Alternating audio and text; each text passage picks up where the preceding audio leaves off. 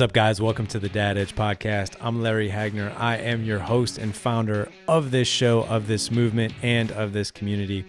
Thank you so much for being here. Thank you for spending your time with us. This is the end, man. This is the end of 2019, and this is the last big show, the last Monday show of this year. I couldn't think of a better way to end things because today's guest is like no other, and it's a guest I've been wanting on the show for a long, long time. My guest today is Dr. Zach Bush, and if you don't know who Dr. Zach Bush is, you might be living under a rock at this point. Like, this guy has more certifications than he can fit on a 10-page resume.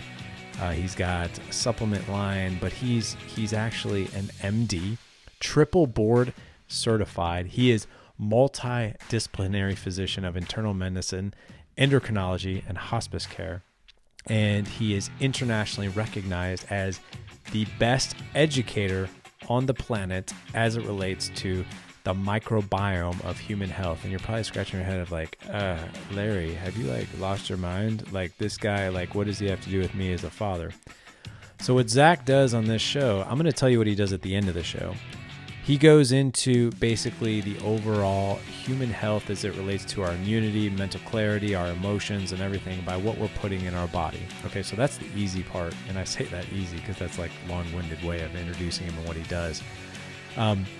But most importantly, he explains the impact of chemicals, of foods, of different things that we're ingesting, and what that is actually doing to our DNA and our identity on a molecular level. And you're probably still wondering, like, Larry, I still don't get it. Okay, here's how it shows up for you. When we start messing with that identity and when we start putting things in our body that basically have no business being in there, we tend to not show up in a more profound way than the way that we don't really show up in a way that we want to in life. We're groggy. We have low energy. We don't feel good. We feel weighed down, all these different things. And we're seeing a spike of cancers. We're seeing a spike of obesity, diabetes, all kinds of autoimmune diseases that we've never really been faced with. And got to be honest with you, it's in the chemicals and in the foods that we're eating. And we're just kind of oblivious to it. So he spends the last probably 1/3, maybe 20% of this show talking about that. But shockingly and surprisingly, he goes into something completely different in this show. Like, I did like 3 pages of homework on this guy before I had him on the show. And the thing that I always want to bring to you guys with this show is I want you to be able to hear a side of these high-level guests that you don't hear on any other podcast. I want you to hear sides of these guests that they don't feature on Joe Rogan, right? Because we don't necessarily talk about some of the things that I want to talk to these guests about when it pertains to their marriage, their kids, how they want to show up as a father, mistakes they've made, things that they would do over again, lessons that they've learned, and just things, just by all honesty, they don't talk about on any other show. Zach, on this particular show, stated that he never talked about hardly any of the stuff that he spent the most time talking about in this show. And if I try to summarize it for you, I'm going to do a really bad job. I'm not going to lie. I'm going to do a really, really bad job. So I'm not going to do that. Here's what I'll give you. It's high level, okay? It's a way that if you're walking through something challenging in your life, which is probably 100% of you, if you look at any area of our life, if you've got easy street on all of those areas, you're probably living life a little too easily. If you're walking through something challenging, that has a tendency to really show up in a profound way in our emotions and how we deal with it and how we internalize it and then how we dish it out to the people we care about most. What he talks about is ways we can overcome adversity, but looking at it through the lens of a perspective that I've never heard of before and I've never really even thought about before because it's so deep level stuff that I'm not even going to try. I mean, we've had Navy SEALs on the show talking about mental toughness, emotional resiliency, pro athletes, but Zach hit it home, and I'm not even going to try to summarize it. Just do yourself a favor and just listen. I think with this particular podcast, it's probably going to take once, twice, maybe even 3 times to take it all in because it's such on a profound, deep level that you're probably going to come back with questions. So sit back and relax on this one. But before we get started, here is the iTunes review of the week.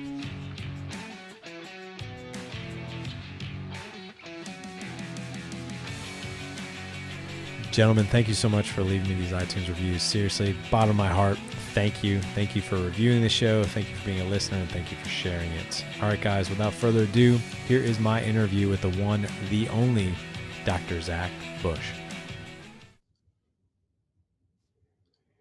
All right, Dr. Zach, it's good having you on the Dad Edge podcast, my friend. How are you? It's a pleasure to be on. I appreciate you and the whole audience here. We're excited to have you, man.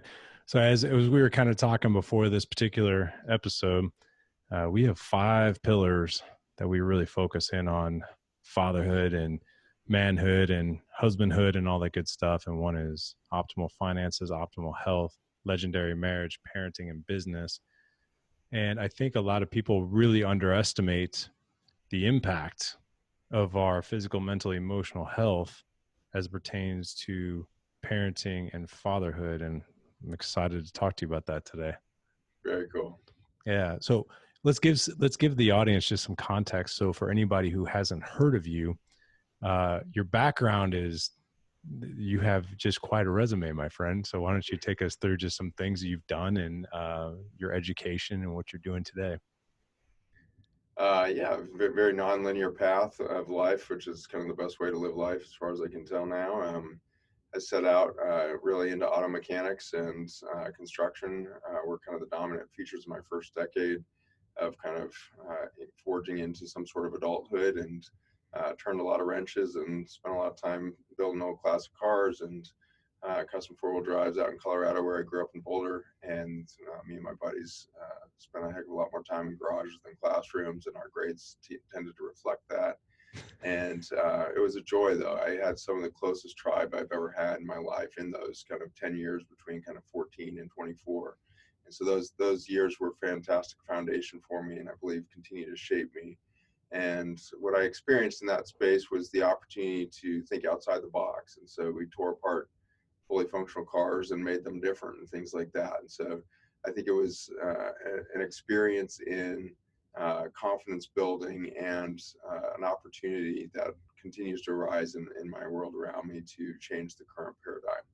And so that foundation took a hard, unexpected turn after I got an opportunity to go to the Philippines. I actually decided to take a year off of my engineering program that I was supposed to be entering at the University of Colorado, and went to the Philippines and had the opportunity to birth babies with a group of international midwives there. And that completely changed my worldview. I had never been in a health and medical environment like that. So I really couldn't go backwards after that experience.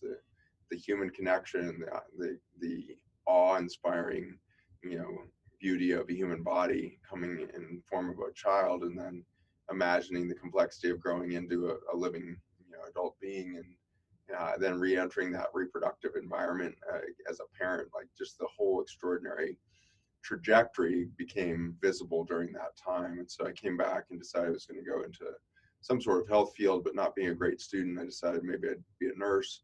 After looking into that, there was a new field of nurse practitioners opening up in the early 1990s, and so I thought I could go that direction. So I entered the pre-med program at the University of Colorado, and after about a year in that nurse practitioner pathway, I was working in a landscaping company to pay my way through college, and I was down in a 8 foot deep hole of mud fixing a sprinkler main with a buddy of mine who was a paramedic, and he said, "Zach, you should just go be a doctor. It's only like 1 or 2 more years."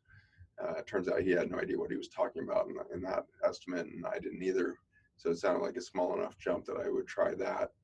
And so I pursued medicine. I didn't get into medical school the first year, so I started a construction company and did that with my best friend, and did some volunteer work with EMT kind of experience. Got into medicine, and for the first time in my life, found out that I could be a phenomenal student. Suddenly everything seemed to make sense.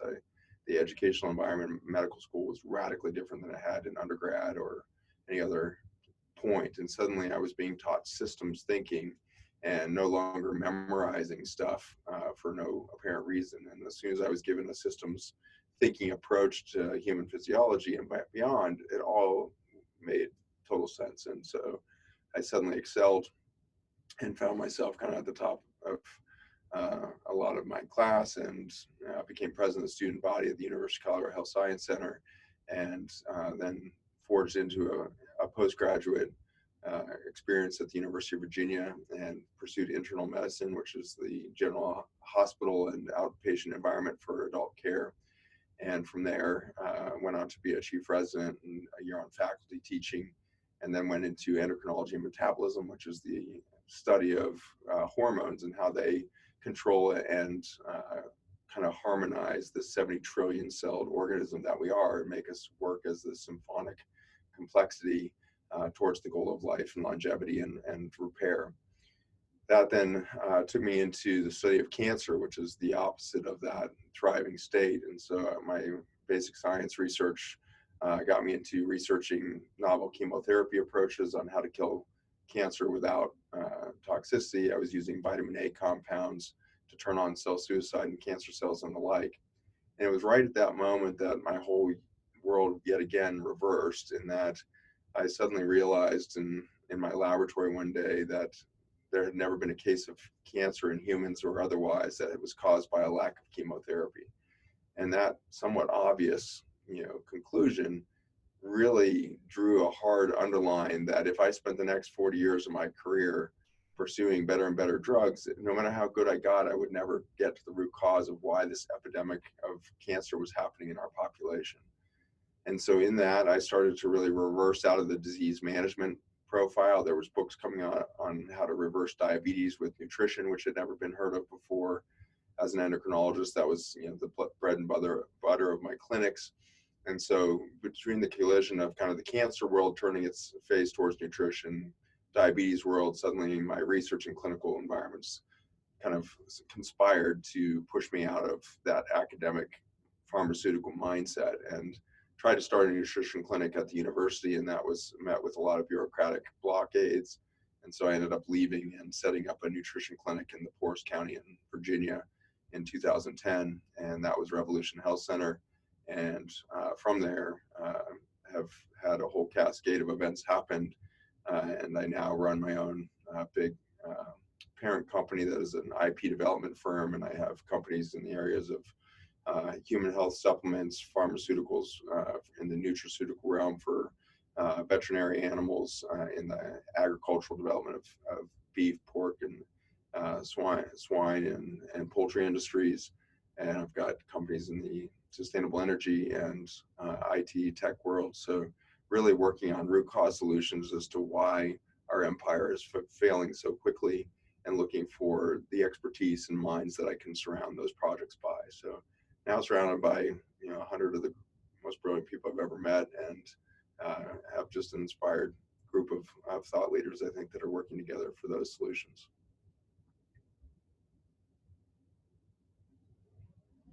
Dude, I don't even know what to say after all that. That's like, I feel like you've lived 10 lives. Like, it's unbelievable. Just hearing your story that started as a mechanic, like rebuilding cars, to what you are doing today and all the research that you've done to do what you're doing. Out of 450 shows and guests, I don't think I've heard a story quite like yours, Dr. Zach. It's Well, intense. I don't recommend it to anyone. Oh my gosh. So, and share with us, what does, obviously this is a dad centric show. We've got a large listenership of fathers out there, and they might be wondering, like, okay, I'm totally hooked. This guy's story is insane, but what does this mean to me as a father? But so share with us, before we get into that, what does your family look like? Yeah.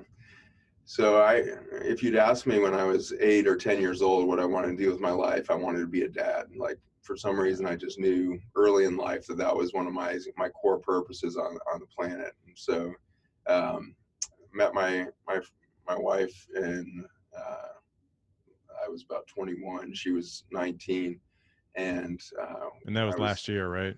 Yeah, exactly. Yeah, I wish. And so got into, that was like my right after my junior year. We got married. Well, I met her the year before, got married between my junior and senior year at the University of Colorado. And we were, both, her dad was a pastor, my dad was a pastor. We were both kind of ingrained into family life, and it didn't seem odd to start, family life at a young age. And so we dove into that, and Had my son when I was about 25, had my daughter 2 years later.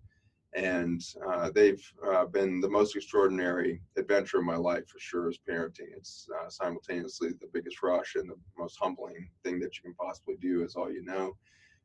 You always seem to fall short of your own expectations almost on a daily, if not weekly basis, I believe. And we have the ability to tear ourselves apart in that journey. But it was very much valued my marriage. My wife and I grew up together in a lot of ways. We helped each other navigate into that difficult period where you grow up in churches and you have families that are steeped in a religious viewpoint. And at some point, you have to find your own spirituality. You have to break out of the mold that you've been handed the box, and you have to explore self. And I really credit that relationship to having given both of us the opportunity to explore what spirituality was personally to us and how that would impact our children and the way we raised them, and how we related to our families who were very much still in the same religious kind of boxes that we had grown up within. Not that they weren't on their own journeys of maturation, but there was a sense that we were going to have to create our own independent family structure, and I think we succeeded in that. And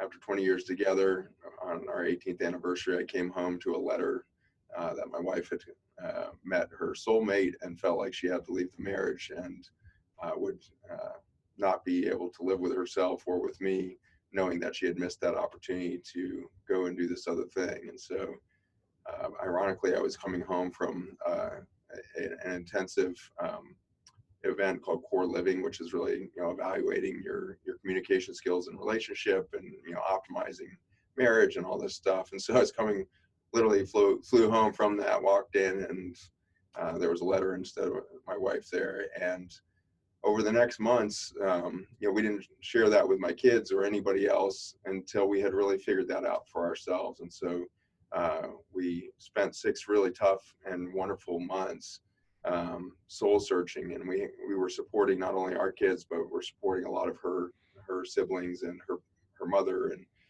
other aspects of my in-laws. And so it was a very busy time for us because we were pouring out so much support to others that we didn't have a whole lot of time for this. So we really spent about midnight till 4 a.m. For almost 3 straight months in those hours, the wee mornings, intensely talking about every aspect of our lives, our relationship, our children, to figure out, really what was this path. And in that, I decided very early on in that, a couple weeks in the midst of the most, horrific heartbreak that I'd ever experienced to that point, and it was tearing me down to the root system, to the point where I told you at 8 or 10 years old, I knew that I was supposed to be a father, and I thought I was really failing miserably as a father in the moment that I got that letter and visualized a divorced family. These were things that I just never could have possibly imagined happening to me. And we had such a peaceful marriage that I had missed all of the flags that maybe things were not going to always be the same. And what had really happened as we dug into it is, over those 20 years, having met so young, we became totally different human beings. We could have never, either of us, anticipated who we were going to grow into. And we continue to credit each other in holding the space to allow ourselves to grow into those different human beings, I think. But I decided to really, reevaluate my marriage vows and start to take a much different look at that, and realize that if I was going to love a human being, and I was going to live up to something called unconditional love, then I needed to let go of what that relationship or that journey was going to look like. And just as I would have to if that person was diagnosed with cancer and I suddenly had to change course to support them in this way. This thing that came into that woman's life was, she felt like the blinders have been taken off. She saw the opportunity to transform herself as a physical, spiritual being in a different relationship and to grow differently than she could with me. And while there were so many defense mechanisms in my head going off of like, well, I could do it better. How could he possibly be as good as me? How could he produce or supply or protect or, all of this as good as me? All of those things are obviously going off in the back of my mind. But on the forefront, I was having to deliver on this thing called unconditional love. And So I decided to just fully embrace it. And I reached out to the guy that she was in a relationship with, who she's now married to very happily, and decided I was going to support him and I was going to support her to make sure that there was a really solid environment in that relationship for my children, because they were going to be influenced by whatever they were going to go on to do. And so that was the course that I chose to take. And it was far from heroic, as far from an angelic journey. I suffered through every emotional collapse you can imagine. I suffered through spiritual doubt, physical doubt, every kind of psychological breakdown that you could have. I think I journeyed through. But my children shocked and amazed me. At this time, they were like 16, 14 years of age, and they had both really matured very quickly in life. They had both graduated high school when they were about 14, homeschooled all the way through, started into community college. And so they were both kind of in that community college environment when this all went down. And it was shocking to see how secure they were in themselves, and to realize that whatever I was going through in this change of relationship wasn't part of their trajectory. And that was both overwhelmingly humbling, relieving, and confusing in a lot of ways. I really thought that I had this belief that I was a parent and I was supposed to create all this structure and leadership and guidance and wisdom and all of this for my children. And it really helped me quickly realize that my children came from something other than myself. My children came from a universe and an intelligent source of nature and life that a lot of us call God. There was an intelligent source for my children, and they are not physical bodies, but they're ancient souls. And they came into this life with wisdom and knowledge and trajectory and purpose that I have no role in. I have no way of helping them towards that. And so it was, I think, my best parenting that I ever did in those years, where I started to realize my job is to create space, hold back, stressors in whatever way I can, but allow them to start to experience life in their own path, and not try to shape their path, not try to create opportunity for them, but instead let opportunity come to my children, not through me. And so the marriage and its end really forced, I think, an expansion of my parenting capacity. Just as my career, I wouldn't recommend that path to anybody either. But it's happening to about 52% of marriages in the United States now is ending in divorce. And there's so much stigma that's put on that, it makes the journey really difficult. And I came out of that experience, after a couple of years of resolving the heartbreak and self-doubt, to really realize maybe we should have a different construct of understanding of marriage. And it might be healthy for us to start to consider a commitment to one another, to allow each other to grow and unconditionally love each other in that growth, and not try to keep each other in some sort of expectation box, and to keep dismantling those expectations on a regular basis through a marriage. And so I don't know if that would have kept my marriage together longer, or if it would have changed the trajectory. I have no idea.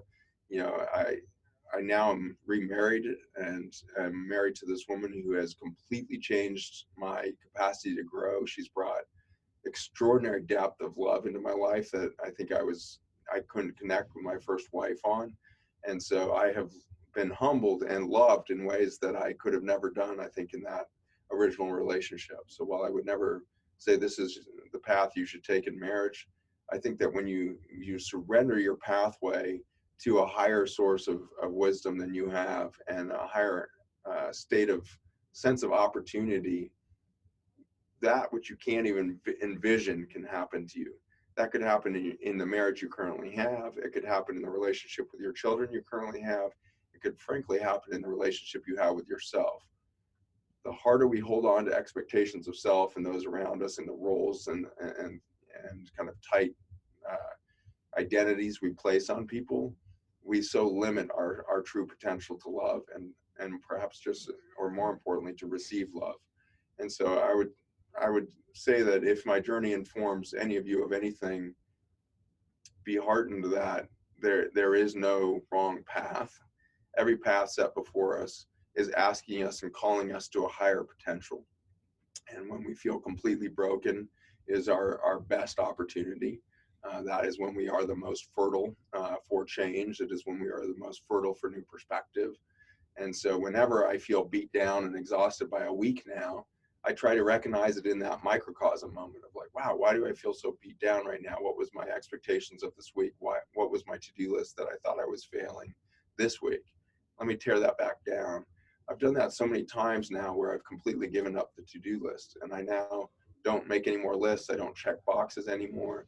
I really try to let surrender that to the people around me and start to trust that the momentum of purpose will capture all of us, and that communication as it happens is more of an enlightenment as to what the universe is thinking is important right this minute. And so it's made my schedule super flexible, and I think frustrating to some of my staff that has to work around that and everything else. But for me personally, it's given me less of a sense of responsibility when I wake up in the morning. I can now wake up. I really feel like I'm about 5 years old when I'm on the pillow in the morning now. I feel like this kind of childlike joy for the moment. I can't believe the colors of the leaves that are outside the window of my home right now and in the woods of Virginia. And it's just a sense of opportunity sits there, a sense of I can't wait to find out what's going to happen when I get to work today, because I don't know what it's going to look like. And I didn't know what this was going to look like. I was ready to talk about bacteria and microbiomes, and this is a beautiful opportunity for me to talk about something much bigger than that. So I appreciate that opportunity, and I apologize that that was such a long answer. It's welcome, man. So Dr. Zach, I got pages of notes here on you. I didn't expect the show to go in that direction, but I'm so glad that it did. There was so much there to recap, and I just tried to take it all in. But I think the overall theme that I got from you was somehow in some way, when you were dealing with probably some of the worst adversity within your marriage, you were some way, somehow able to emotionally think about it maybe in a bigger way. Maybe not every day, all day, but you somehow evolved there. And there were some really interesting, tough, and remarkable lessons in that area of your life when it came to your marriage ending, which has, not surprisingly, you've taken those lessons and they now serve you in a really profound way. So if you could share any advice with men who are dealing, which by the way, we're speaking with all men, every guy is walking through some sort of crucible in their life as it pertains to those 5 dimensions that we talked about. Some guys are struggling in their finances. Some guys are struggling in their marriage. They don't know what to do about parenting. They feel disconnected from their teenager. Their business is not doing nearly as well as they thought. Maybe it's their mental and emotional, physical health, but there's something that's weighing on a man, and perhaps maybe he isn't looking at it through the lens that you're describing because he's so in it. He's so in that emotional state of like, it's just torture to him right now.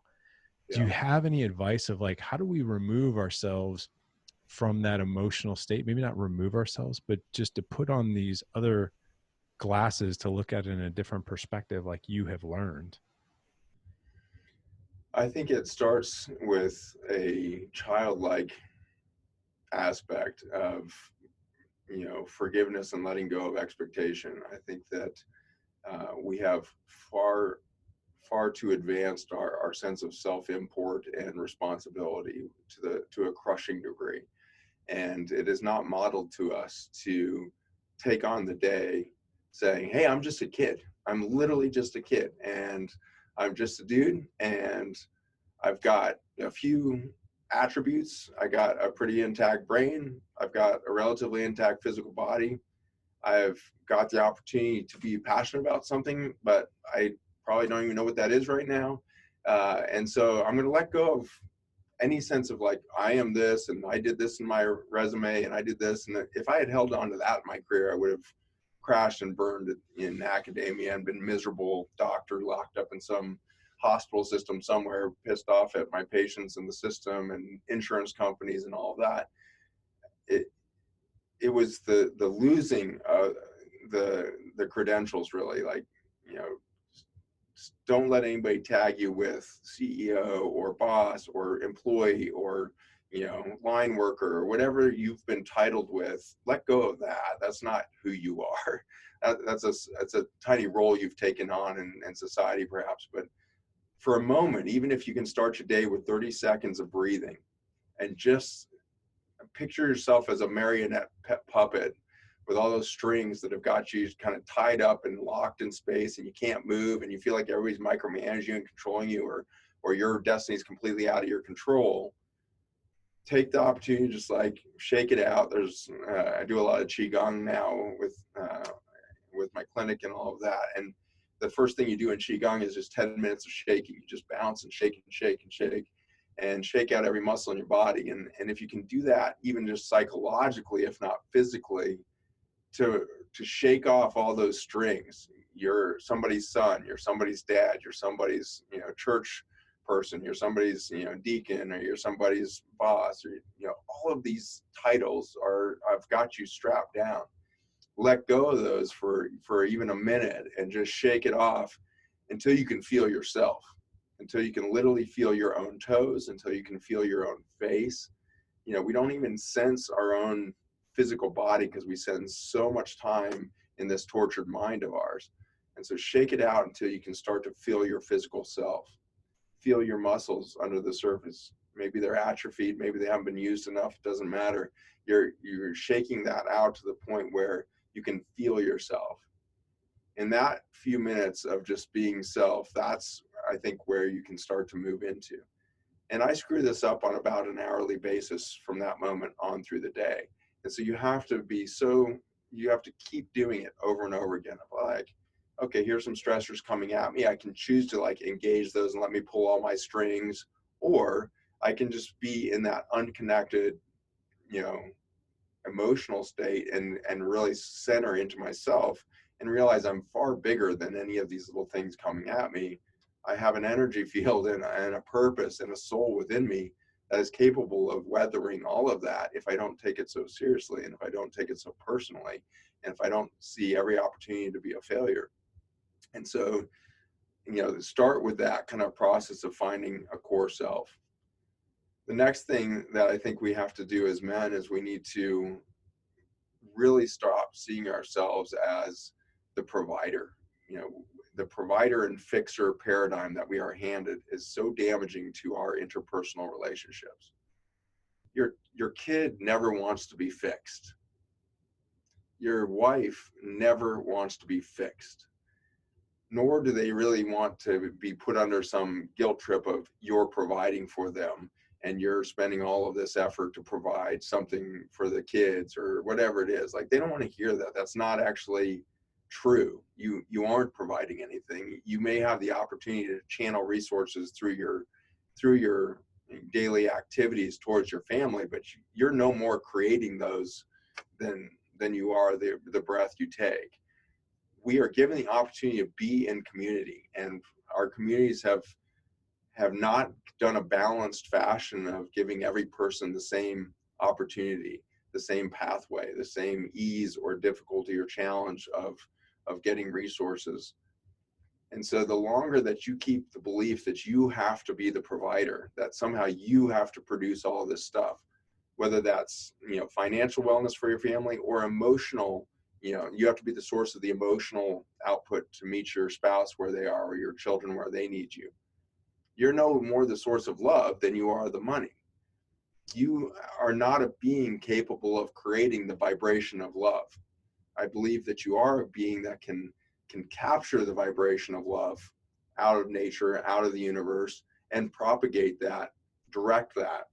We have whole fields of medicine now that are focused on energy transfer. And so we have ancient technologies like Reiki, which is the practice of moving energy with the hands and changing pain and biologic function just by holding hands near the body, not even touching the body. And so we can direct and redirect energy and be a reflector to all kinds of frequencies of resonance as human beings. And so I think many of us are taught, well, you need to be a sensitive guy and you need to go out and, you need to really meet your spouse and your kids at the emotional need that they have. Well, that's just the description of a codependent relationship as far as I can tell. If you see that there's need and you're going to go fill that, then you've both mistaken the fact that you have something to provide de novo and that that person actually would be needing that thing from you. Your spouse, your children, your employees, your church, all of those individuals out around you need to have a vertical relationship between what we would call God and planet that we stand on in this particle moment that we are. And so in this particle moment, we need to channel a vertical relationship between the energy of a God or a universe and the physical being of standing on the planet. We should not be in a bunch of horizontal relationships where we believe ourselves to be the source and we believe that we have to do all these things for every person. We're going to limit their reward because there's no way you can provide for one, let alone all of those. And so you need to, and I need to, in a daily way, refashion my stance and look up into the sky and look at a cloud for a moment and be like, thank you for the reminder. I'm not the source. I'm looking to something greater. And for much of my Christian upbringing, I kept looking out there for that creator, that God thing. And I kept praying externally to myself, like, my worldview has reversed radically on that. And the more I've studied science, biology, and now biophysics, we're reaching this very interesting moment in quantum physics where we're starting to describe what anybody would call God, which is a universal knowledge that dwells in the black holes of the protons with every atom in this physical structure that we are. We literally are connected to every other black hole in the universe through our protons is the current model that's emerging. And so the idea that there's a universal knowledge and a universal source and intention for life, and it's within us, is a much different prayer. And so what I do now when I go into a prayerful state is I go within instead of looking for some bearded guy and having to reach down and touch me. I'll go within and say, show me the vibration of the source of life. Show me the vibration of love from in here. And let me express that to my clients or my patients in the hospital or my employees or whatever it is. If I'm not bringing it from there, then I'm going to reach the end of the day very exhausted and frankly bitter towards everybody else on how much they've extracted out of me. And so if you're finding yourself in that kind of crucible of, I want to give everything, I'm a loving being, and simultaneously, screw you, I can't take, not anymore, another fiber can be taken from me. I'm just so emptied out. I've got nothing. If you're in that kind of, balancing point of survival, know that I've been there, and I think every other guy on the line has been there. And we need to start helping each other find a different foundation and start letting go and cutting all those marionette strings that have got us tied into a million codependent relationships with boss, work, church, family, synagogue, whatever it is. And so we got to cut those. We got to separate ourselves from that experience and become a whole human being for a moment. Jeez, man, this is this is really deep. And again, I didn't expect this show to go in this direction, but appreciative that it did. You mentioned something that men are always like, I have to give, I have to sacrifice, I have to throw myself on the sword, I have to do. And even though we're miserable doing that, we defend it and wear it as a badge of honor from time to time. Why do we do that? It's because we've allowed that to become our self-identity. And we're going to cling to whatever self-identity we made. And I see this in clinic all the time. Patient comes in with diabetes, and diabetes is a condition where your insulin is not functioning well and you have high blood sugar. And they come in and I say, hey, I'm Zach, Dr. Bush, whatever. And they're like, hey, I'm this person and I'm a diabetic. They just claimed their identity to be a symptom of insulin resistance. If I then go and tell them that they can cure their condition by changing their lifestyle and their nutrition, the amount of resistance I get to that can be very extreme if I don't help them realize that the reason they're resisting that opportunity is because they believe that their identity is tied up in their current situation. And they don't know who they're going to be without that diagnosis or without that thing. I have MS patients that have been able to improve their health to the point where they can walk again, but they will never tell their family that they can walk, and they stay in the wheelchair, and they continue to hold that identity for another decade. because they don't know who they'll be as a grandmother to a child who thinks their grandmother is in a wheelchair. They don't know how to show up without MS. And so I've seen it, in the most extreme versions of self-identity being perverted by a disease process. And we then take that on and we lose our greater empowered self-identity and make it this little disease or symptom. In the same way, you as that warrior mentality man are missing the boat to be something much more phenomenally large than that self-identity, but you're going to hold on to that. And you spend, like you said, you rail against it 90% of the time, but as soon as somebody threatens to pull it away from you, grab on it and be like, that's my badge of honor, that's me, that's my identity, like I am that thing. A great example is I had one relationship between my first wife and my now extraordinary experience with Jen. And in that relationship, I got to watch somebody who had taken on the self-identity of resilience. And that seems like such a cool attribute. And so when I met her, she was like, I am a resilient human being, and I have been resilient. And her life story reflected the most resilient, thing I could possibly imagine. The number of traumas she has been through, the number of broken situations, financial collapses, and blah, blah, blah. It's like every travesty that you could expect. And she was resilient. She was resilient. She was resilient through all of that. And then going into a relationship where everything suddenly was pretty stable and opportunities were rising, and there was the necessity to create more trauma to remain in an identity of resilience. Because if your identity is resilient and you stop having bad things happening to you, then your self-identity is now useless. When there is no adversity to overcome, the attribute of resilience is not helpful to you. And so you lose self-worth. And so I watched this individual have to journey through creating more trauma, more brokenness, more everything, so that she could be resilient again. And so I'm fascinated by that journey. And she really gained an enormous amount of wisdom through that. And she could see that pattern.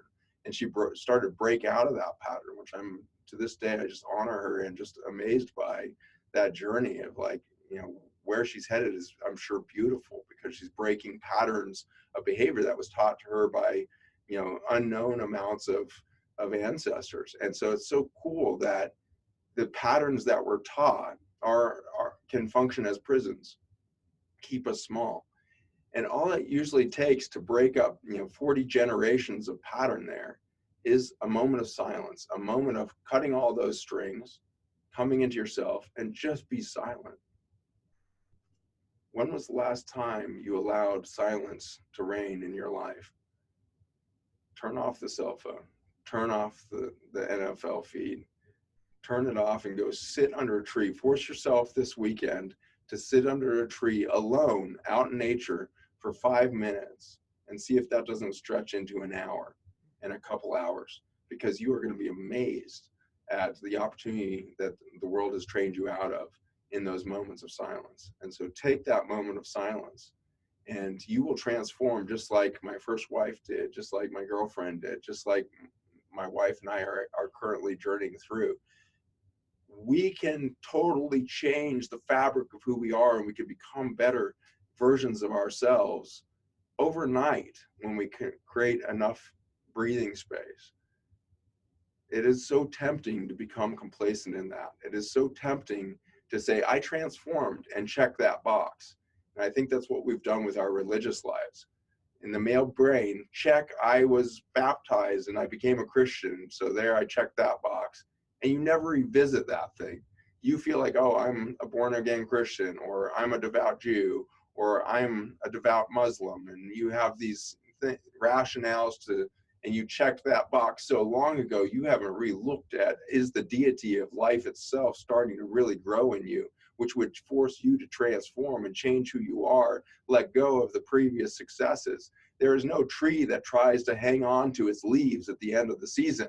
They give up their leaves in a glorious, glorious moment of letting go of life, and they acknowledge the end point of a growth season, and they let go of this golden, gorgeous glow of life, and they let that turn into dead leaves on the floor of the forest, with no sense of failure, with no sense of resignation, with no sense of, oh, I lost myself, with a sense of, I'm going to root in now, and I'm going to have a period of silence, and then I'm going to grow bigger next year, and I'm going to do something radical next year. I'm going to put branches out into the world that I've never had before. I'm going to grow in directions I haven't grown before, and that tree will go on to do that, with the understanding that they will let go of that identity at the end of the season again. And so maybe we can take that tree, rather than the stalwart warrior who's always lining up on the front lines of battle with the same beat up armor and holding on to that. Well, I'm the warrior identity, or I'm the guy that will, expend himself longer on the battlefield of service to my kids and family more than anybody else I know. I will be at the PTA, and I will be the coach, and I will be the employee, and I'll be this and I'll be that. You can keep emptying yourself in that fashion, I guarantee you will be a broken tree at the end of the year. You have to take on their self-responsibility and the incredible opportunity of allowing space to happen. In some ways, I've never been more productive in my life. I would say actually almost in every way, I'm more productive in my relationship than I've ever been. I'm more productive in my work than I've ever been, more productive as a physician than I've ever been. And yet I feel like I'm doing less than I ever have. And it's because I kept surrendering progress, and I didn't cling on to it like that's mine. I am now this, because I built this company this year. I've been able to start all of these companies because I keep surrendering the identity of that company. And it's hard when you've created something from scratch to have the humility and the let go of that thing. Keep in mind a 7-year process here. All of our work, I run a nonprofit called Farmers Footprint, where we're trying to regenerate the planet and reverse global warming through regenerative farming and reversing chemical farming damages. And in working with all these farmers, we've been on this extraordinary journey of watching these farmers' understanding and connection to nature that they've really been trained out of, and watching them re-embrace this. And I've been intrigued to find that in the same patterns that we read in scriptures of all different religious backgrounds, these 7-year patterns, if you look at your life right now and you recognize that you're doing the same thing or some iteration of the same thing that you were doing 7 years ago, I caution you that transformation is probably needed. And I give you the opportunity to go look for that next iteration of life around you. If you go past that 7 years and without an opportunity for transformation, you are likely to become stagnant in your belief system, in your learning curve, in your spiritual growth. And so if you're not already ready for transformation, then start looking at what would it take for you to get out of that current 7-year pattern and transform. It doesn't necessarily you don't need new relationships. You don't even need a new job to do that. You need to just change your relationship to those things such that you can grow in a different way. So 7 years is a real hard endpoint for me now. I think that once I started to recognize that and need to transform that fast, now I can do it in 7-week intervals and 7-day intervals and 7-minute intervals. You realize that if I'm not changing my perspective in 7 minutes, then I'm stuck, 7 minutes in the past. The more quickly you can adjust and adapt to the environment around you and be willing to let go of everything you've learned before and all the perspectives you held before, you're actually going to start to function as an AI system would. Artificial intelligence is so good at doing what it does because it has no conviction or nostalgia over what it knew a second ago, and now knows what it knows now. Computers are so good at learning and applying what they know right now to a vast amount of data and processing even more because it has no tie to the past. And so in a bizarre way, I think our computers are showing us a pathway to a higher functioning state of intelligence and a higher state of being, where we're not so emotionally attached to that which had just happened or that which happened last year. Or how many of your decisions today were actually shaped by an experience that happened 5 years ago? When you walk down the hallway at work, who do you avoid and why? And how far back was that little interaction that makes you avoid that person? Look at how far back in time you've tethered yourself to emotional experiences to decide that's how you're going to see the world through. And so this practice of cutting those strings of the marionette puppet runs through every aspect of your life. Next time you sit in a place of worship, start cutting all the strings to all the belief systems you have to that deity that you sit before or within, and ask yourself, now what does that feel like? Now what is my experience in the face of a universal deity, a universal knowledge? Now what does it feel like to be alive, really truly alive? One other context that comes up here, and I apologize that I'm running at the mouth, but I don't get much opportunity to answer questions like this, and I didn't know all this was pinned up in me, so I appreciate you breaking it loose. But one of the things that's about to flow through is this concept of scarcity. It is completely screwing us up. It is screwing our relationships up. It is screwing our finances up. It is screwing our households up. We are bred into a belief of scarcity, and we are done it on every level: physical, spiritual, business, every level. The difference between the understanding of scarcity, or the belief of scarcity, versus the belief of abundance is radical. And I think if you reread scripture of any type, you're going to find out that what it's saying is the pathway to freedom is the belief of abundance. What then is going to happen as soon as you step out of that place of worship is everybody's going to teach you back into a relationship with scarcity. You don't have enough money to pay the rent. You don't have enough money to do this. You don't have enough money for a down payment. You don't have enough money for this. You don't have enough time for that. You don't have enough emotional bandwidth for that. You don't have the patience for your children. Scarcity, scarcity, scarcity, scarcity. The reason that has again come is because of this belief that we had to be the source of things, that we are the source of all the providence, all the love, all of the stuff. When you go vertical, you will only succeed in that vertical relationship of an infinite abundance of the universe, with a very physical moment of you standing here as an individual soul that's now embodying a physical structure that we would call a human body. In that moment, you will only be able to flow your full potential from a universal source to a universal output if you let go of those simultaneous beliefs of scarcity. Because if you move vertical with a belief of scarcity, you're actually going to tear yourself apart. And this will take on many different appearances that I've lived through. I've torn myself apart in every way I think possible. I've done it as a dad. I've torn myself in my belief about if I'm a good dad or not a good dad. I've torn myself apart about, am I a good husband, not a good husband? Am I a good son? I've torn myself over and over again because I'm the oldest kid, family of 4, fantastic parents who are on their own journey. Obviously, you got to cut your parents loose of any expectations as well. They have to have the same excuse and permission slip you're giving yourself. Excuse them for the mistakes that they've made in your life. I sit way too often in clinic with a patient who is so frustrated at something that happened 25 years ago or 45 years ago or even 60 years ago with a parent. And it takes a long time for them to realize that they have created their own prison out of holding on to that experience so brutally hard. They've destroyed any potential for their parents to transform because they keep reminding that parent of that event or that shortcoming.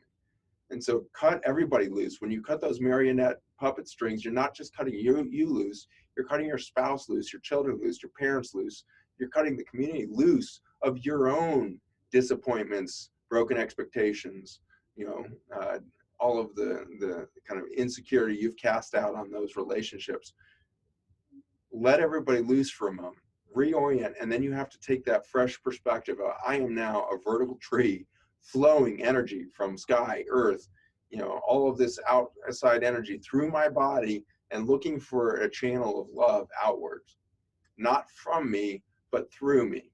And if you can start to do these things where you see there's such universal abundance, and the only reason you're having an experience of scarcity is because you have created those belief systems that are creating that reality for you, it will cut you loose in a different way. And you also have to let go of your belief and your expectations of what success looks like and what abundance looks like in your life. Abundance for me, the more wealth that I get, the more experience that I have, abundance and freedom and joy for me is less stuff, right? It is being in a smaller environment, not bigger houses, but smaller environments. We're letting go of a place right now. We're moving into a little condo instead. And so instead of trying to find some mansion out there, the idea of having a small space that I can walk into to call a safe home, to share with my friends and let them stay there when I'm not there, or whatever it is, and while my wife travel, share in a community way this small space. But that small space has such little control over me. It doesn't have, an emotional control of me. It doesn't have, I don't have this, inescapable overhead that I have to meet. Like, live below your means to achieve your own freedom, and allow abundance to define itself in your life in whichever way that it would. If you're completely broken right now, and I can so easily touch this point in my life where I can remember I had no money. I was living paycheck to paycheck for a good 15 years. I was always at minus 100 or minus $200 at the end of every month in my bank account, pay the $35 fee for being under my balance, claw my way back out of that, go back under. I remember that exhaustion so well. I wish somebody had come a long time ago to tell me, when you're in that moment, you're defining abundance and scarcity wrong. You have an abundance of breath in that moment. And if you feel like you have nothing, then you should close your eyes and you should breathe deeply, belly breathe and chest breathe for 3 minutes, the deepest breaths you've ever taken. And in your exhale, you're going to realize that you have an abundance of life within you that is nearly irrepressible in its quality. And you have an ability to then go run or move or crawl in the grass or climb a tree, be a kid in nature again with that breath that you have. If you stopped thinking that you needed to make all this money to put your kids through college, and you started realizing that what your kids really would most abundantly receive from was the opportunity to run barefoot through the park together, you would be a different father. You would be a different person. Stop defining success as a father provider for your children in such a material fashion, and you'll find abundance in your relationship with your children in a different way.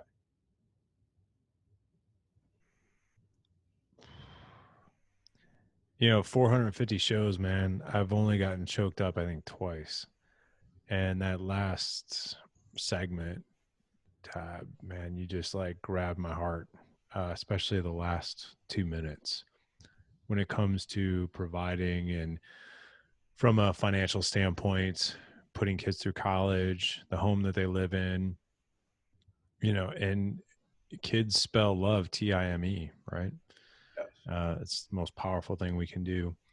Do you mind if I share something with you that I didn't expect to share, but I feel like it, I'd love to hear your opinion on it, because I feel like in a way, this belief system that you have, this system that you've been able to learn and live, has profoundly impacted the way you do life and the way you interact with people. It's even impacted your belief in God and religion, your spirituality, your marriage, your kids, friends, literally everything. I just took a course.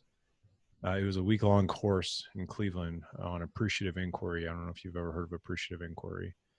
And it's basically, it's deep coaching facilitation, but I really wanted to go to learn to be a better parent. But really what it is it's defining the best in situations, solution-based, not focusing on problems, but getting to the root cause and solution-based outcomes with a foundation of appreciation with no expectation. And what I find is when I come from this really crazy background when it comes to my own childhood. Part of the reason and I won't get into that right now, but part of the reason I'm doing this podcast and what I'm doing is because I so hunger to be a good father and so hunger to be a good husband.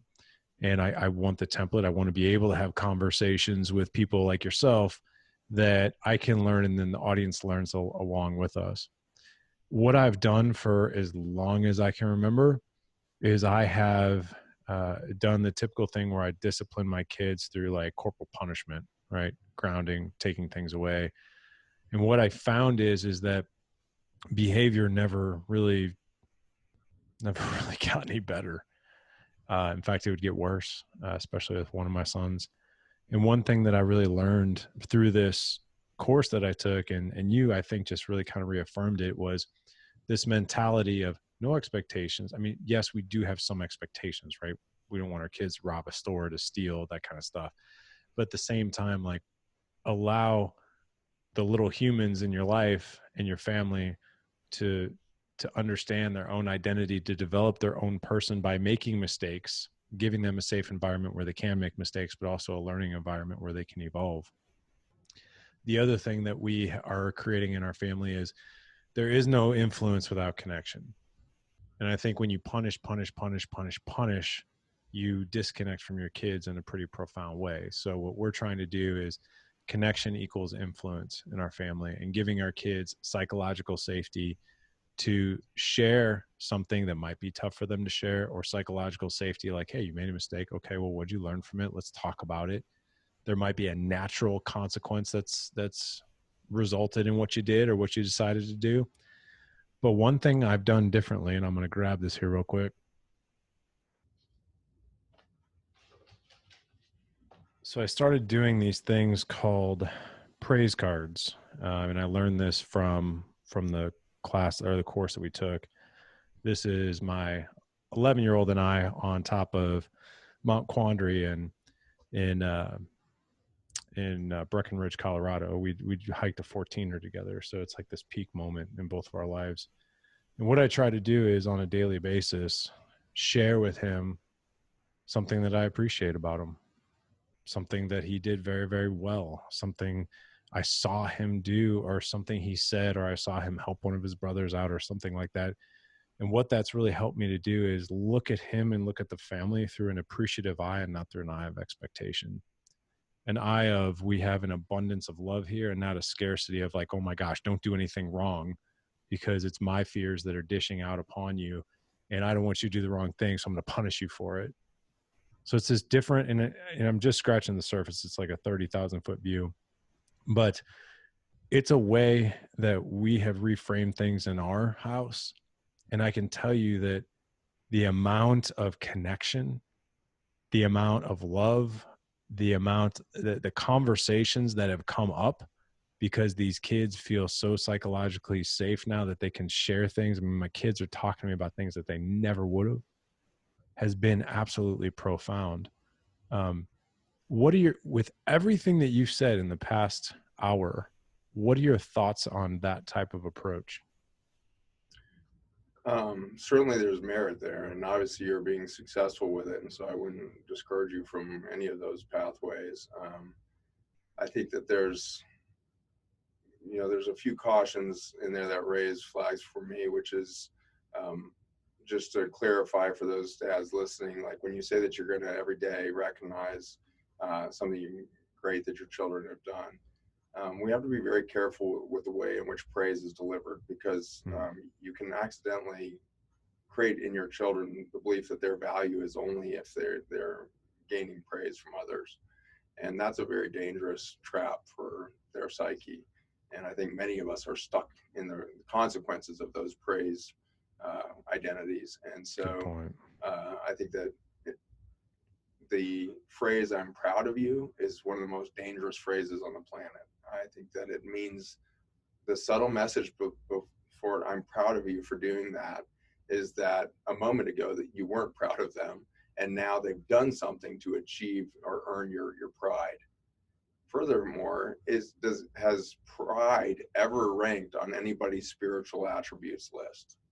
And I would say that it's actually always is pointed out as a flaw. And so how bizarre that we were trained into using a very dangerous and, I would say, poignant spear or violent weapon in spiritual warfare is pride. And we use that as an accolade to our children. And so I don't think kids get that. I don't think adults get that. I don't think anybody means it that way. But I can tell you, I think that that's the subtle message that's received at the soul level is, I am somehow right now condoning your value or giving you value by taking my pride and putting it on you. And now all the other kids in the family who you're proud of that kid for that thing are wondering if you're proud of them. And again, here's a negative thing of pride being used in a weird way. And so I'm not saying that you're saying, you never used the word pride. I want to clarify that, but I'm just cautioning people to watch how you phrase your praise. Even the word praise is kind of can irk into that pride kind of mentality. So we just have to be very cautious. You mentioned this issue of punishment, and what I see happening, I just was on stage at the Nantucket Project with one of the most extraordinary speakers I've ever heard, a lawyer practicing down in the southern United States, and civil rights lawyer who supports and protects the criminal justice for children that are caught up in the judicial system. True saint walking among us. And in listening to his description of our current state of affairs with our judicial system and our correction system, as what it's liking to call itself these days, is that we're starting to believe that we should punish people for their crimes more like a good parent instead of, the hard ass parent. It is no more effective to be a good parent criminal justice system where you say, well, what are you going to learn from that? Than it was when we were like, bam, you did the wrong thing. We're not seeing recidivism improve through these gentler methods. We're seeing the same, repeat cycles in these people's lives. And I believe we could see the same cycles in our children's lives if we just decide we're going to punish differently. For what I'm currently starting to realize is if I see the need for society to punish an individual for their crimes or their behavior, or punish a kid for their behavior on a school ground, we miss the opportunity to get down on their level or get up on their level, as it may be, and see why that event happened. And really question is punishment even the right paradigm here for this child?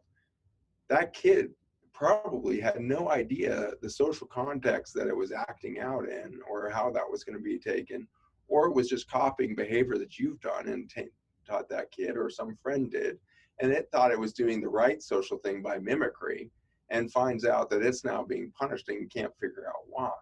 And so anytime we feel the need to punish a child, I think it is instead the opportunity for us to change our perspective, get down in that kid's shoes, and now look out at the world through those naive eyes and those hopeful eyes of a child that's trying to find its path, and realize they don't need any punishment. They need to be affirmed on the trajectory towards their goals, and help open up opportunities for them to get to that goal without the behavior that they just saw necessary to do. And so again and again, as parents, I think that the paradigm we were handed, good Christian punishment is that any different than non-Christian punishment? Like, we have such a way of justifying and making ourselves feel better about our programming when it's just as broken and short-sighted as it was when it was not in that kind of mindset. I should state that I don't know if any of you are Christians, and I'm just using this because it's the upbringing I was in and all of that. But the point is that as you journey through that parenting thing and you see these opportunities to change your relationships to your child, I love what you're saying, in that this event you just went through is reminding you that you have to have a more complex relationship with your child than the punisher or the guide rails. That's not a good relationship. That's not inspiring for you or the child in that relationship. And I really believe the way to get out of that paradigm is less about asking the child, what are you going to learn from this? Because frankly, they don't even know why they're in it in the first place. They don't have the perspective yet, perhaps, to gain all of that. Now, they certainly can come out with some incredibly wise statements when you ask those open-ended questions. So I'm not saying not to ask those. I say ask the question, and then maybe ask, how can I get myself in a position where I could see the world through your eyes? What did you see this morning? Or what did you think this morning? When you went to school? What were you experiencing? What are your thoughts? What are your dreams? What are your ideas just for today? And let me align myself to those to see if I can better understand where you're coming from. And then maybe reflect on what I've been through in my life, because I'm sure I've been in your same situation. I'm sure I've been in your exact same situation, either 10 years ago, 40 years ago, or whatever it was. And I could maybe give you a perspective of now how I see that differently after living a little longer and things like that. So I think you're on exactly the right path. Sounds like a fantastic group. I would keep going with that. I think the idea of praise is obviously going in the right direction of recognizing accomplishments. But we just have to be super cautious that we don't dumb down that accomplishment by then putting our emotional baggage or our pride on that thing, and then, perhaps alter the solid foundation that we could be on with that kid. Man, I appreciate your insight on that. I never really thought of that, especially the proud part. We always as parents are like, "Oh, I'm so proud of you." Like we think it's like this amazing thing that we're sharing with them, and never really thought about what could be misconstrued or even slightly damaging. We had a comment from one of our guys here in the group. He said he's been using Restore and I own Biome for quite some time, and he loves it. We didn't even really get to everything that it is that you're doing as far as health, food sources. If you got some time, I would love to spend a couple minutes on that if you're good. Yeah, so I started a nutrition clinic in 2010, Revolution Health Center, and that's now become a much different entity. And that clinic is now dominated by a message of intrinsic health. We have all of the mechanisms within our bodies to regenerate and to live more powerfully. And over the last 10 years, I started my own basic science labs, and we've started our own biotech companies and all of that to study the intelligence of nature. So our new branding is the intelligence of nature across clinic and product lines. And what we're looking for is how nature informs or creates the communication between cellular processes at the microscopic level or through the macroscopic kind of ecology of these complex relationships between whole species of bacteria, fungi, viruses, parasites, humans, earthworms, dogs, cats, poultry, all of this spectrum of life. And what we have learned is that the microbiome is actually the main source of this communication network on the biologic level.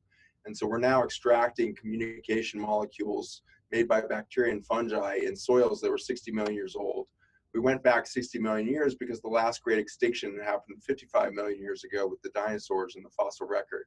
And we showed up 200,000 years ago. And interestingly, we never really recovered the ecologic balance that existed before that last great extinction event. We're now on a rapid decline of ecological wellness at the soil level, at the plant level, at the food and nutrition level, at the human experience level. And so we're collapsing in nutrient density. We're collapsing in communication. And more than anything else, we are extincting the microbiome. We are using massive amounts of chemicals in the form of herbicides and pesticides that function as antibiotics on the planet and within our own gut when we consume them in our food, in our water, in our rain, in the air that we breathe. We're now so steeped in these chemicals that we are being denuded of the microbiome, this fervent, verdant life of organic garden that lives in us as much as it would in the backyard. And that organic garden is what we're now studying to really inform us about what was intended for life on this planet. And the answer comes back to biodiversity. And so phenomenal biodiversity in the microbiome results in a super complex communication network. A cell that has unfettered access to information heals constantly, and in fact, has no expiration point on it. And so I'm fascinated that we are scratching the surface of human potential, both in daily potential of awareness, presence, clarity of mind, body, and spirit, and we're missing our longevity goals by a long shot because we are so broken in our communication network at the cellular level. So the product that was just mentioned by your listener there, Ion Biome, is the new brand, used to be Restore. And this product line has been revolutionary because it's the first thing on the shelf of any health food store that tries not to do anything. Just like the cell phone tower that's never initiated a phone call, we try to be that wireless communication network between the cells to invigorate a vibrant relationship, a regenerative relationship between the microbiome and the human experience. Bizarrely, what we've shown is that as soon as that ancient soil extract hits the human gut, What results is a really solid barrier system between the outside world and your immune system. Your gut barrier is 2 tennis courts in surface area and is your main exposure to the outside world. Bizarrely, at the microscopic level, your self-identity is this gut barrier. If that erodes and is damaged, which alcohol does, how many alcoholic families have suffered under the collapse of the pressure and toxicity of alcohol and the abusive behavior that comes out of that? What's happening in an alcoholic family? Loss of self-identity. A soul without self-identity acts out in violent ways and is defensive and is non-communicative, is always in a codependent state with everything else around it. Alcohol was the beginning of that, but then the herbicide and pesticide era has forced that on all of us. We now are suffering under damage to that gut membrane by Roundup.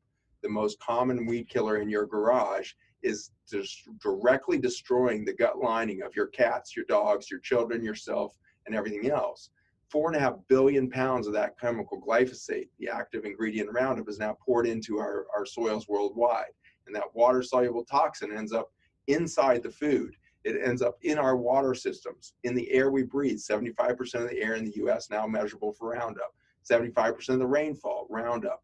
And so we are now steeped in a chemical that breaks the tight junctions, the Velcro in this barrier system, and we are eroding self-identity. Why do we have 52% of marriages failing? Maybe it's because we have put into our food system something that erodes self-identity. The first hour of this show would only work in your life if you find self-identity. And that's what I was encouraging you to do by cutting all of these boundary compromising events of these strings that are pulling you in 1,000 directions. But the extraordinary situation we are now is not only do you have to cut all the strings, you need to rebuild the boundary. So you have to do that by getting out into nature. The more microbes you can breathe, eat, touch, interact with, the faster you're going to rebuild self-identity at that core level. Our supplements have certainly sped it up for humans. We have them for pets. Like I said, we're rolling out stuff for livestock. We actually have a soil product rolling out this year to reverse the damage of Roundup in our yards, in our school fields, our soccer fields, our streetscapes, our highway systems. It's literally used everywhere in the world. The third largest crop in the United States treated with Roundup is backyard lawns. 40 million acres of lawns being treated with Roundup every year. We have got to stop that behavior. And so if you want to change this situation for family, get the Roundup out of the garage. Take that to a waste dump, let them take care of that in the best way they can, and stop buying these chemicals that are eroding self-identity within the nature and within the biology that grows in the nature. The supplement system has definitely been extraordinary. Again, it tries to do nothing for you. It's simply giving back the communication networks to do what you should do, which is you. Vitamin D is a potent steroid hormone that changes genetics and binds receptors, changes a million different things. And it's so easy to overwhelm a human body with vitamin D and create imbalance in an otherwise balanced endocrine system. So we have to take these vitamins that hit things at receptor base in very cautious ways because they can do as much harm as good. This supplement line, which is a liquid out of those fossil soils, is literally just coming between the cells to give back the potential for electron transfer between cell communication and get that network up and running. And then the cells do what they do naturally, which is heal, restore, refresh. A year into the use of this product, we've seen so many women come back into clinic and in tears, give me a big hug. Doc, you won't believe what I just did. I just left my husband who's been abusing me for 30 years. And I found a safe space and I'm there now. And I'm never going to let myself back into an abusive relationship again. Doc, you're not going to believe what I did. I just left my job and I started the company that I've wanted to do for 30 years and haven't had the courage to do. I had to watch that for 7 years before I started to connect the dots and realize, oh my gosh, these patients are putting back a boundary event. So that's at the cellular level, they find self-identity. And within a year, they're making macro boundaries healthy in their lives. They're drawing healthy boundaries to stop the codependence in their lives. They're drawing healthy boundaries to maintain the energy that's welling up within them that will help them go pursue their purpose and their passion and stop leaking energy out into these codependent relationships and things. And so I'm amazed by the relationship, by the molecular world, to everything that we talked about in that first hour that we shared. I would have never guessed that everything is so incredibly interrelated in such a you never think about it on a cellular level. What as we wrap up here, what is next for you? What's got you most excited about the next 12 months, 24 months in what you're doing? Well, between the intelligence of nature product line that we've developed and our farmers footprint, I think we're going to actually see the first opportunity we have as humans to start to really fundamentally reverse the damage we've done and to go into a co-creative relationship with Mother Earth, which we've never been in. We've always been in an exploitive species. We've always pulled out more resources than we gave back. We've always been a consumptive species rather than a giving and co-creative species. We've become the cancer on the planet. We're extincting life on Earth. We've got about 70 years left of human life at our current trajectory. We've got about 60 harvests left on the planet at our current trajectory of destruction of the soils of the Earth. We could change that in the next couple of decades such that not only do we not go extinct, we could see the most verdant, the most abundant life on planet Earth that has existed at least in the last 60 million years, and take this place to a cauldron of creativity, a stew of opportunity for not just humans, but every biology on the planet. We need to redesign every technology, every product we consume, every way of life that we have designed. We need to breathe differently. We need to move differently. We need to interact differently. We need to love differently. We need to receive love differently. And so when you ask, what are you most excited about? I'm most excited about the unknown. I am so excited that I don't know my own potential, and that my only limitation to that potential is my willingness to tear myself down today and give up any expectations I had, destroy the beliefs that I have today to look for tomorrow to discover something bigger. And so my destiny into my full potential is fully in my hands.